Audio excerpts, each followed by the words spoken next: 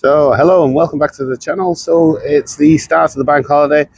I've taken the day off today so I can go and pick up some seats. Now I did plan to buy some Tombstone Porsche seats. However, when I got there, ready to pay, and the ones I've always wanted were just there. So welcome to my wingbacks. This is a very comfortable seat, I have to say. So today's plan of action is these need to be color changed, of course, because as you know, my interior is the Audi Silver. I've already got all the equipment to get that job done. So the first thing I'm going to do first is to check and see if they fit, which I've done. So I'll flash a picture of that now. And that's the test fit done.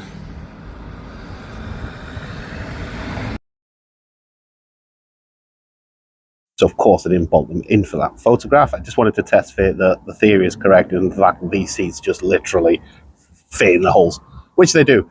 Now, because these are an electric seat, we're going to run a power feed from the... I don't know whether or not to do it for the cigarette lighter, because I know that I've got them two cables there that are just not doing anything, so I might just use them two to do it with. But it's running a feed so we can get these seats powered. Also need to install the resistor for the airbag, because of course these seats don't come with an airbag, just the electrical installation. Now, in theory, it's only two wires, a positive and a negative. So I'll show you where I'm going to run the wires, but first we'll take a quick look around the seats. So as you can see, overall, very good condition. I'm not sure what's supposed to be on there, but I'm sure I'll find that on eBay or places like such. But there's a little bit of wear, of course, but there isn't any tears and there isn't any rips. Same for the passenger side, and overall a very nice set of seats. So in terms of the power, as you can see there's the power controls, forwards and backwards, up and down. That's for the back here for the forwards and backwards. That's up and down for the height adjustment, and of course it's still manual for you to move the seat backwards and forwards.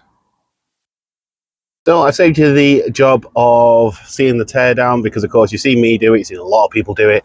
That's the doubled in over there. If you've not seen that video, I'll put a link in the description for that being installed. But there is the switch live for that one, so that runs fine. So my plan is I'm going to run power cable underneath the center console, which is why I've removed it, across here, and lift up the carpet and bring up the cables here. And then that'll just go straight into the seat. Put the center console back on, and then it'll have a nice OE finish about it. So let's see if we can get the power supply to the power supply point. Of course, I'm going to have to divert two lines, of course, because the driver and passenger seat are both electric. So I need to do two lines either side, but you'll see in a minute anyway. So these are the connectors that go into the ashtray. And then the cigarette lighter. But of course, as I've mentioned, I don't have a cigarette lighter anymore because I don't have an ashtray. So I think I'm just going to use these two. Now I think that red one is alive and brown as the earth. But I'll do some checking just to make sure I'm right in thinking that. Get these ends snipped off and tidy them up a little bit. Now, of course, the back of this seat is plastic.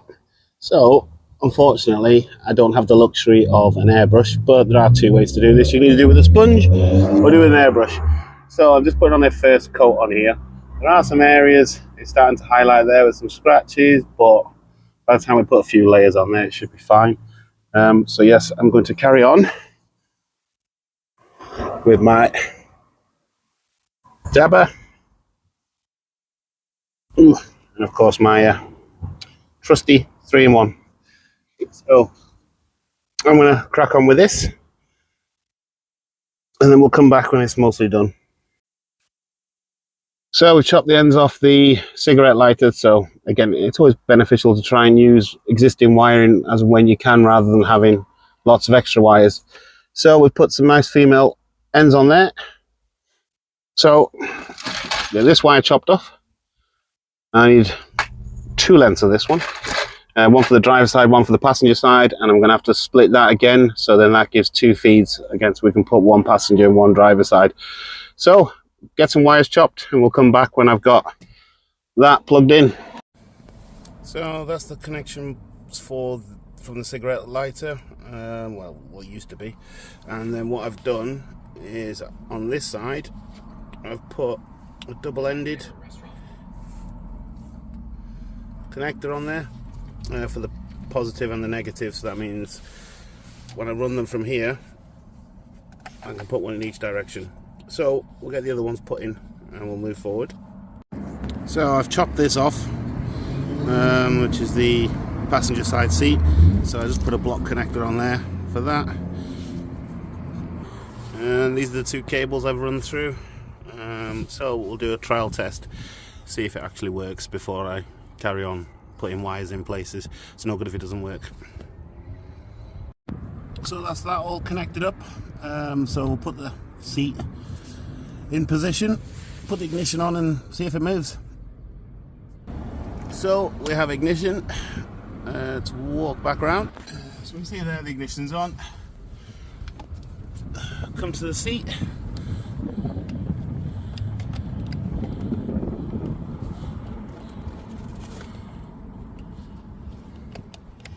So I tried that connection point, as you know, for the cigarette lighter, and the seat wasn't working, so I thought it was a bit dodgy. But anyway, so for the time being, this power cable I put round, I put it onto the switch live I have gone to the back of the stereo.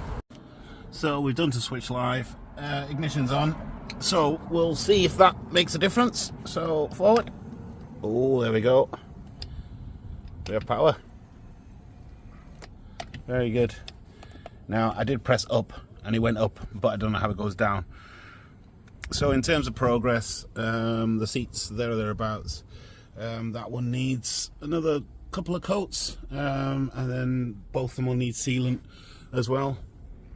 So all in all, I'd say that's quite a successful little task. It's a little bit fiddly. I mean, I'm gonna have to try and find a way to either put another switch live in there or split that one. So, but anyway, that's a small problem. The seat works, the wiring direction will make perfect sense as well because it won't be visible, so that's good news. It's just a case of duplicating exactly what I did earlier on the driver side, and then I will get the seats finished off hopefully by the weekend. But I hope you enjoyed the video and found it useful, and I will catch you on the next one. Bye for now.